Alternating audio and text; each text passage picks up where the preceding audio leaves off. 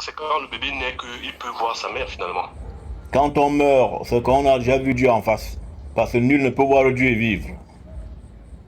Et justement, quand on t'enfuit dans la terre, c'est une nouvelle naissance.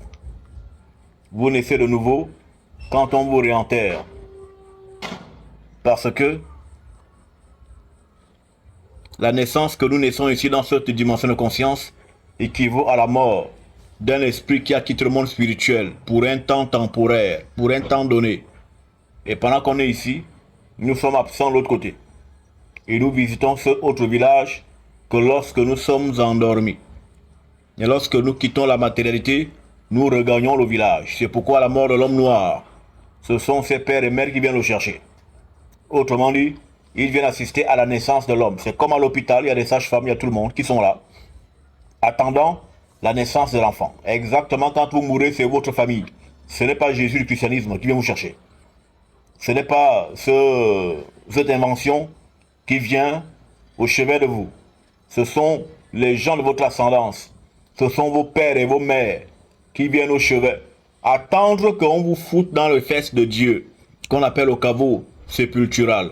Une fois qu'on vous fout dedans, ce que vous avez traversé, vous êtes allé de l'autre côté du voile. Et une fois que vous êtes mort, enterré, alors bienvenue au pays de ceux qui reviennent à la vie, car vous repartez au village dans la dimension du vrai. Parce qu'ici nous sommes dans la dimension du réel. Et le réel n'est que une vue de l'esprit. Le réel, au fond du fond, n'est qu'un mirage. Le vrai réel, c'est la vérité qui est de l'ordre de la mystico-spiritualité. Dans leur corps. Ils étaient dans le coma. Ils étaient dans un coma profond. Le cordon d'argent n'était pas encore coupé. Quand le cordon d'argent est coupé, ils sont morts. Ils ne sont pas morts, ces gens-là. C'était un coma profond. Et tant que le cordon d'argent n'est pas coupé, tu vis toujours, même si tu peux sembler mort.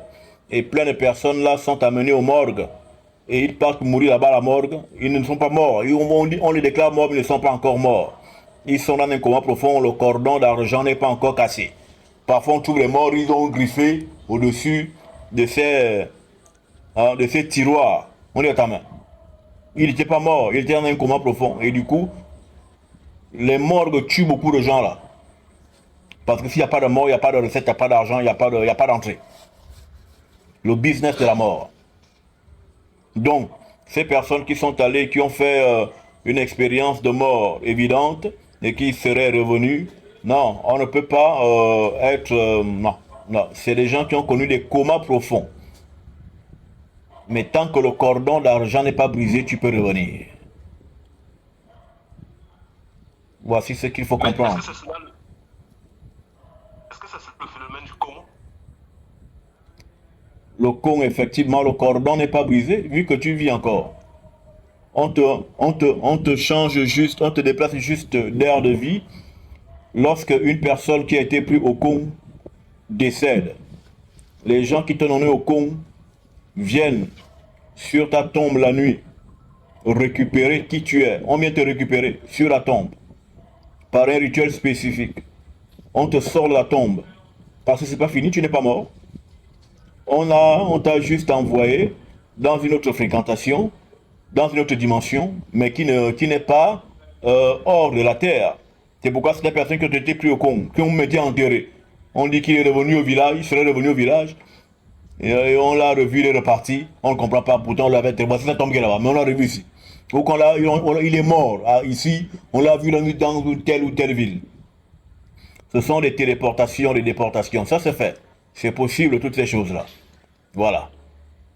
Mais une personne prise au con, c'est que le cordon n'a pas été brisé, parce que si le cordon est brisé, il ne sert à rien qu'on l'ait pris au con. La personne qu'on prend au con, son rôle, c'est d'aller travailler pour moi dans une autre ville, de manière que l'énergie que la personne prise au con dégagera là-bas, cette énergie m'enrichira et fera de moi quelqu'un de prospère. Donc je me fais prospère, je m'enrichis à partir du déploiement énergique de la personne que j'ai téléportée ailleurs. C'est pourquoi souvent quand quelqu'un travaille dur, on a tendance à dire que c'est con. Voilà, parce que le fait de travailler dur fait que cette énergie bénéficie à celui dont l'être pris au con est la victime. Et donc, cette personne prise au con, son cordon d'argent n'est pas brisé, il est vivant, même pendant que vous êtes sur sa tombe, sur son cercueil, là, il est là, il vous entend pleurer, mais il ne peut pas vous parler, parce que il a été déconnecté de son corps.